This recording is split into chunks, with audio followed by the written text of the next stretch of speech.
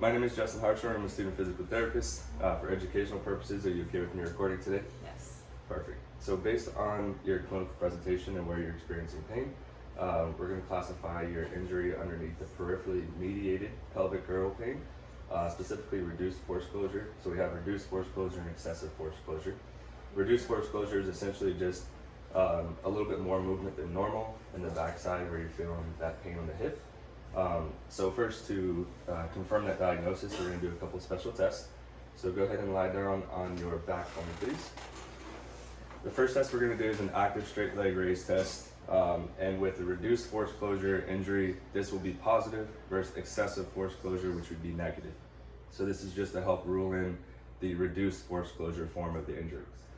So with your right leg here, you're going to keep this leg straight on the table. Keep this leg straight, and I want you to raise it up nice and slow up until you feel my hand. Good, and then hold it there. Perfect, bring it down nice and slow. Was there any pain with that? No. So with this patient, of course, she doesn't experience any pain, but for video purposes, we're gonna say it was a positive test. And then just to really confirm that it's a positive test, I could perform some compression here at the pelvis and have her repeat that test. And if that helps improve the symptoms, then that would confirm the positive test diagnosis. Now for the second test, it's called the Faber's test, and using this test just to help differentiate between lower back pain and SI joint pain.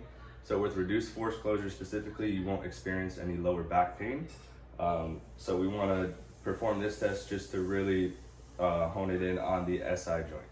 So go ahead and place this foot flat on the table. And with doing this test, you would compare side to side, but for video purposes, we'll just do the involved side. So go ahead and place this ankle on this knee, just like a figure 4 position. And we're gonna go ahead and apply overpressure on this knee. Good. Any pain with that? No. Good. Again, so for video purposes, we'll say it's a positive test, and with that, you're just gonna get reproduction of symptoms in the back side of the hip where the SI joint is located. And for the intervention here, so go ahead and relax here. So for the intervention, this injury is based a lot on the laxity of the ligaments and the musculature around the SI joint. So we're going to help strengthen those muscles. And I'm going to prescribe her some glute bridges. So what I want you to do is you're going to think about pushing through your heels, and you're going to bring your hips up towards the ceiling. And at the top, I really want you to focus on squeezing your glutes together. Okay? So bring it up nice and slow. Hold there for a split second, and then lower nice and slow.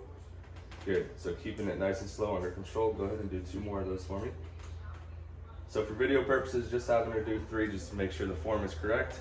But I would prescribe 3 sets of 10 reps. Go ahead and do 1 more. Just to focus on really strengthening the muscles around there and help providing more stability around that SI joint. All right. Do you have any questions or anything for me? No.